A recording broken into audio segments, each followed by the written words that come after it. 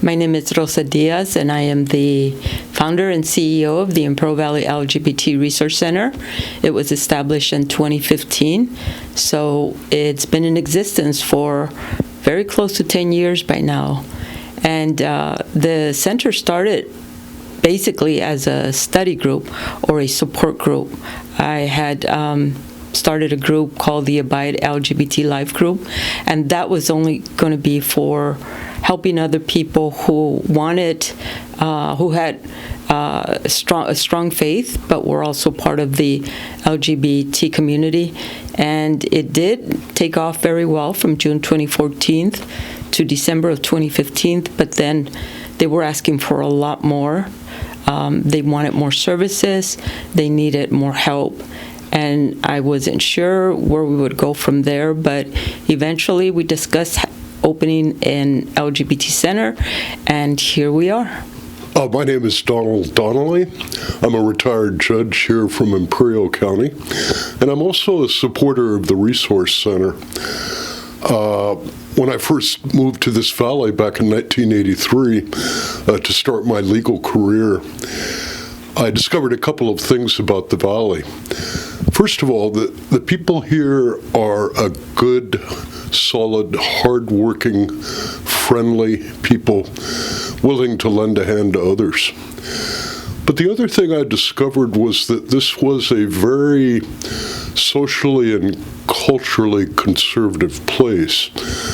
And as I had been an intern and active in politics on gay issues in San Diego while I attended law school, it was quite a change of scenery for me. But as I continued to live here, I discovered that this is a good place. And I had a dream, I had a hope that someday we could establish an LGBT resource center here. And when Rosa founded this organization almost 10 years ago, I was very admiring of that. And I began, after a couple of years, to financially support the center. And so I'm very humbled, but also very excited about associating myself with the center as we rebrand the organization. And our goal is to embrace the community and provide as many services as we can. So I'm very pleased and happy to be part of this effort. I just want to make it clear, Carlos, that one of the reasons that I brought the rebranding to the board was because in Imperial County, I've come across many of the people from the LGBTQ community, and many of them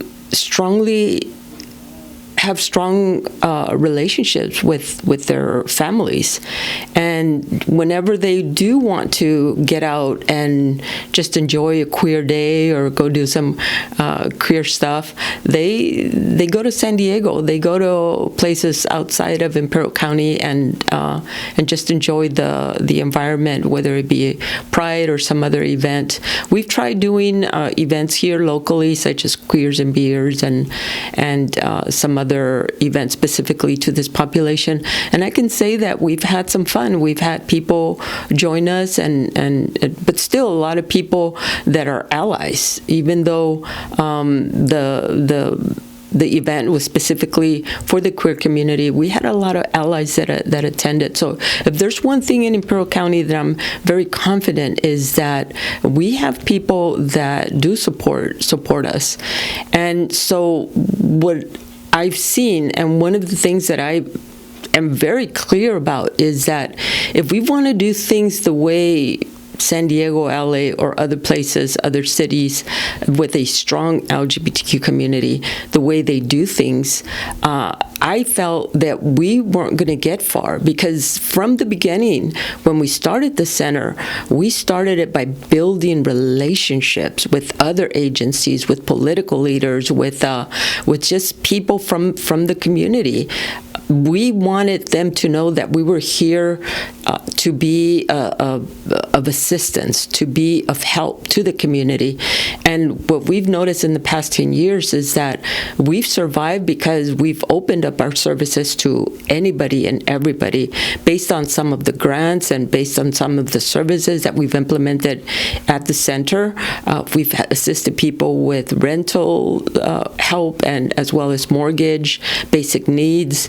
We're doing domestic violence, anger management. So we are providing services that are very much needed in Imperial County. 12-step is another one. And so I read a couple of articles where it says that many LGBT centers in small rural communities don't last too long. And what I think our magic or what has helped us has been because we have built strong relationships with other people, and we have opened ourselves up to help anybody that walks through our door, and we have sought for grants that can help us be out there helping the community. So in order for us to continue to grow, in order for us to expand, in order for us to let Imperial County know that we are very serious about being that extra helping hand in this county, is through the rebranding and through the expansion of services.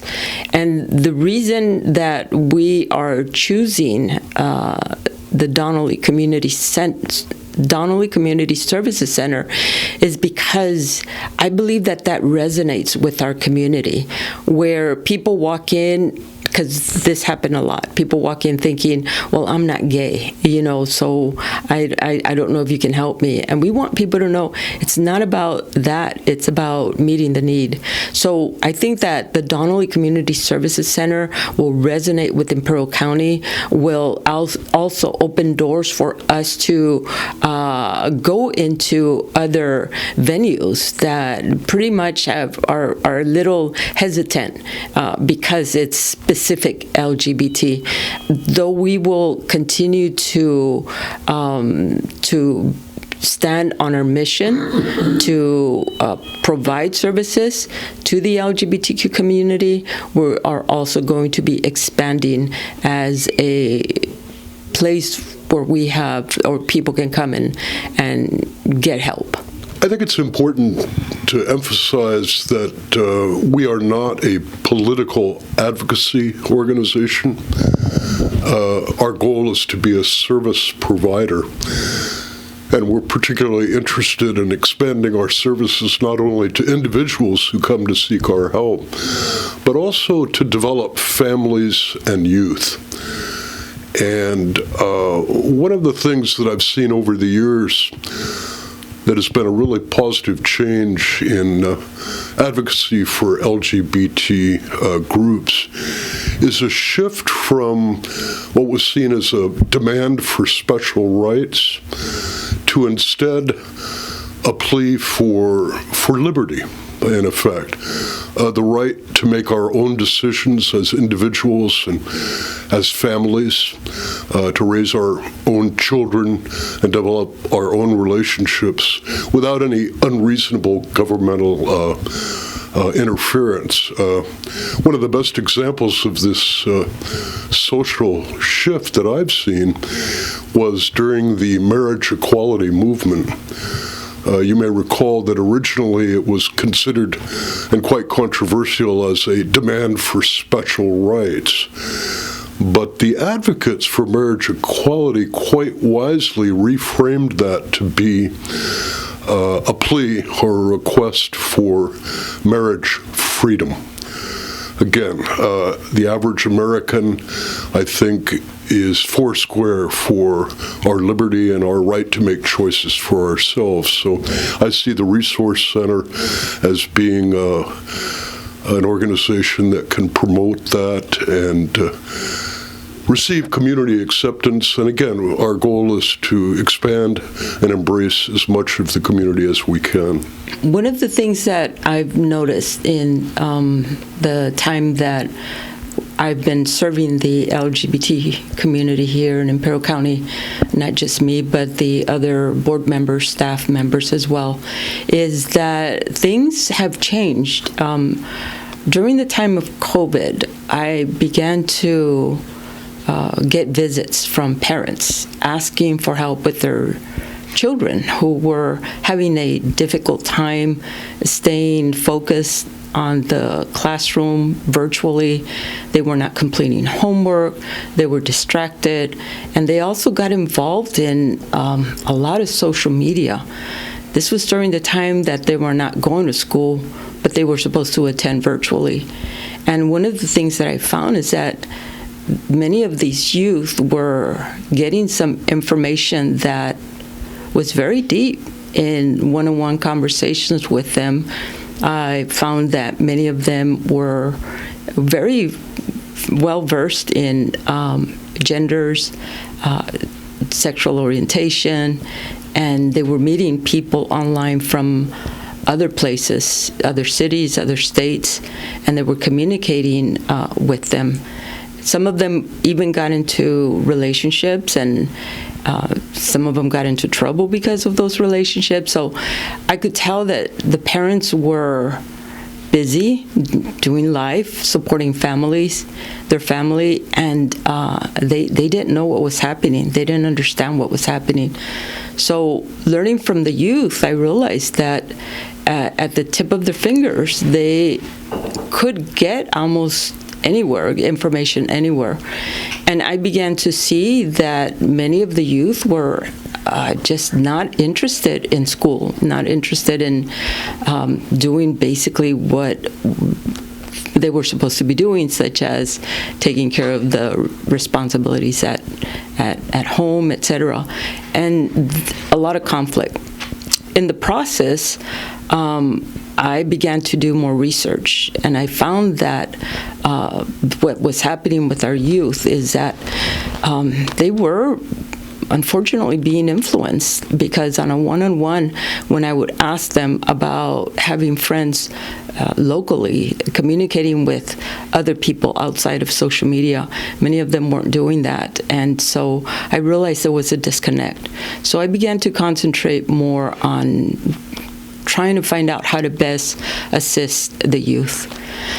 And as things went by, we realized that policymakers or policies were changing, where now youth were being given the rights to make changes to their names and to their gender markers. And I began to get into meetings, webinars, and to learn that there was a strong consensus in wanting to give children all the rights and put parental rights on the back burner, and that really concerned me. So going back to what I was saying earlier about parental rights, and things are moving very, very quickly in California. And it's true that we don't want to get too involved in the political side of it.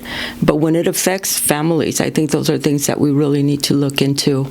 As a parent myself, I thought, how can this affect families? How can this not just affect families, but what is it saying about the LGBT community? What is it saying about us when we're out there seeking rights and wanting certain things in our favor? Is it just on our favor for our own good, or is it in favor of the better of the community and the betterment of the family? So AB 1955 was an executive order that was signed recently by Governor Newsom, and it did cause parents to ask questions, not just parents, but other adults, even people within the LGBT community. What does this mean, and why is it that this is moving very quickly? Even some people said, "Who asked me? Who, where did I sign saying this is something that we're wanting?" And so I did speak about it, and I did say that a lot of times by not allowing that conversation, as Donnelly was saying earlier, that we are here to help the community the best way possible. And we have to really look into how some of these policies could affect negatively. And if the parents are asking, and I'm just not just talking about opposite sex parents, I'm talking about same-sex parents who are saying, why is this happening? So I think that it's important that we have those conversations, and I think that it's important that when we want a certain right, that we also look at not just a small portion of the community, but the entire community, to see how they feel. So I think that sometimes what we lack is that conversation, that open conversation where people can share their thoughts. And also, if the law is affecting them, if the law is scaring them, if the law is causing issues, then I think we need to sit down and talk. So going back to the transitioning of children, I think that, again, I, as an individual, I don't speak for the center, I speak as an individual. I am very against the pushing of the transitioning of children. I know that prior to what is happening in California, that there was time for children to explore and question their gender or their orientation. And in the quickly affirming of a child whom is questioning their gender, quickly affirming them that they can be whatever they want to be, or that they can change their gender, I think that immediately that gives the child the idea that that's it, that's what they want, rather than allowing a licensed therapist and a good therapist, not just a gender-affirming care therapist, but a therapist that allows the child time to explore and also to ask the questions regarding what has brought this child to that idea that they want to change their gender, or that they don't feel comfortable in the body that they were born into. There is an organization that goes by the name of Therapy First. These are not people that are saying we shouldn't help a child transition. This is an organization that's saying, and these are professionals that are saying, let's allow them time rather than affirm. Give them the time to really explore. Because if you read the book A Time to Think by Hannah Barnes, you're going to find that at the Tavistock Clinic in London, they were processing the children so quickly that one of the therapists had to blow the whistle on them, because she was finding that many of these children had trauma. Some of them had autism. Some of them had other mental disabilities, and somehow, some way, they were under the idea that they are transgender, or that they are not comfortable in their gender, and they were processed them immediately, affirmed them, put them on blockers, giving them hormones, and then some of the surgeries were being done even before the age of 18. That, to me, is something that I oppose, and it is something that I believe that we truly need to take a good look. Because what I've seen as well, and I've heard, even here at the center, people that were coming to the center. Remember, we've been in existence for 10 years when it started as the Abide support group. I have had people come, and it's not a handful. It's many more who have come and told me, I don't want to do this anymore. The more I try to transition, the more confused. Yes, there have been people that have fully transitioned as adults. They've made those decisions, and right now they can tell you that they're happy with their decision. But at the same time, a 15-year-old who comes to me at the age of 20 saying, I decided that I no longer want to transition. Imagine had we allowed them to get on these strong medication or even had surgery, where would they be right now? Having come to the conclusion that they're okay with their body.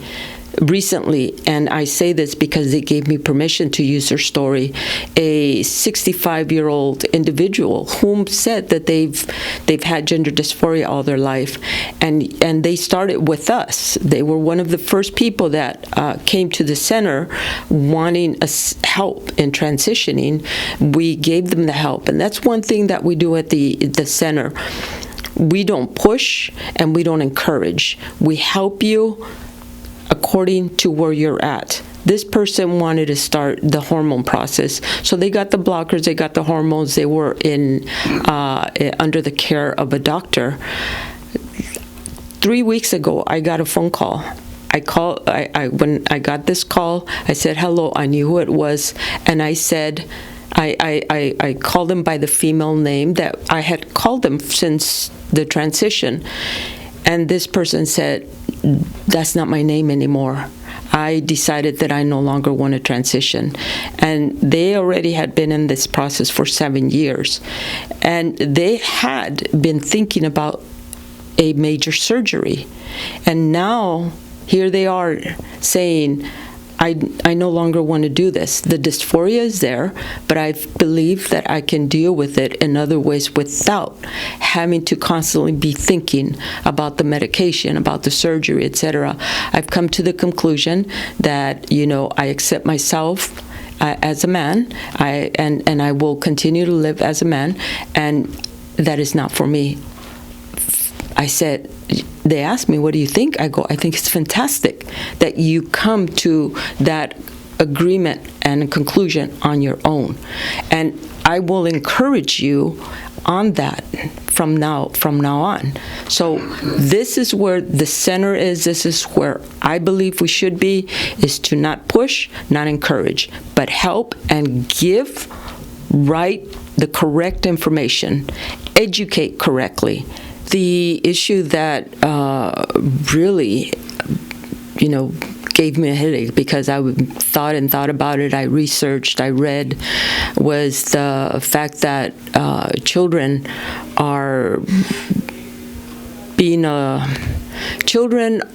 being encouraged to transition. That would be either medically or in some cases surgically, and that is something that I did talk to a few parents from the LGBT community stating that they didn't want that to be easily accessible to children because they were concerned about how far the children could request that service without really knowing what the consequences would be later on. I actually had a lesbian couple with a daughter who wanted to transition, and there was tears and there was fear. And the thing is like, where is my daughter or my child hearing this stuff? So, of course, we talked about some of the avenues that are accessible for them and where they're hearing it, and they are also being influenced by other youth, very possible from social media as well. But one of the things that I do remember reading about was about the rapid gender, it's the rapid onset gender dysphoria. And what that is that children could be fine being gay or lesbian, but sometimes when there's that conversation about possibly being in the wrong body, then they start thinking about it, and that's where the rapid onset gender dysphoria comes in, where now they believe that they can change their gender, they believe that they are transgender, or they believe, and this is the thing that right before COVID, one of the things that I heard often in our support groups, specifically the youth support group, was that the youth were more often identifying as non-binary or gender fluid. And then after COVID is when I heard more transgender. So I think that they went from, basically questioning and researching to somehow then being encouraged to accept the transgender identity. And I say that carefully because I know that it's still a hot topic, but I want to emphasize that based on what I've seen, based on what I've heard, based on what the youth have shared, it's not something that was there. It's something that they later fell into or adapted into or adopted, and that was because of the influences. So I think that we need to be very, very careful when we start teaching that you can be another gender, rather than encouraging them to find themselves in the gender that they were born into.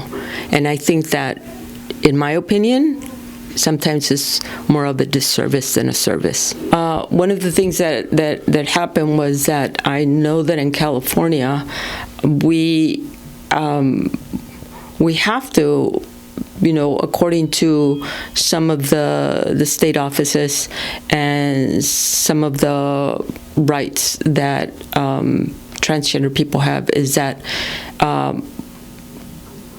it's as if there is a must to affirm. And again, when it comes to children, I think that rather than giving them enough leadway for them to have an honest discussion and meet with a professional where they can seriously discover themselves without being quickly affirmed, I think that in itself can be better, have a better outcome. If we were to research a few years from now where these youth are at, and I say it by experience in a rural center, a center that is in a rural community, if I saw this time and time again, imagine how many people in the cities there are who would like to say, I no longer want to do this, but they don't feel that they can go into an LGBT center and say it. And the reason I say that is because I had people that said, I'm no longer going to come here because I'm no longer going to transition. And I encourage them to come. I said, come, because others need to hear your story. No, I'm afraid because I will be, criticized, or the fear of being ostracized because of that honest conclusion. And I say, no, I want this to be a place where you can tell your story. A detransitioner can tell their story just as proudly and loudly as a person who wants to transition. I am so very humbled that my name is going to be used to promote the Resource Center. It's also a great honor, and as a supporter of the center, I'll do everything that I can to support its mission and goals. Most everyone I know has a gay mother or father, a lesbian mother, father, brother, sister, coworker, friend, people that they care and love for. But I think to the extent that the Resource Center can make it easier and make people more comfortable to come forward and seek our services, I think it's worth pursuing that goal. Again, our goal is to grow, to embrace as many people in the community as we can. And of course, my fond hope is that we can firmly embed the Resource Center into the soil of the Imperial Valley. I believe that the rebranding of the LGBT Resource Center is going to be very positive and welcoming in our community here. We will be celebrating or having an event, and we will invite the community to come and join us as we transition into the new name, and we're going to share our goals. And also we want to thank Mr. Donnelly for allowing us to use his name in the Donnelly Community Services Center, because I truly believe that having his name is which is a friendly name, which is a well-known name, is going to make people feel welcomed at the new and improved center. Yes, it's my great pleasure and honor to be part of this evolution.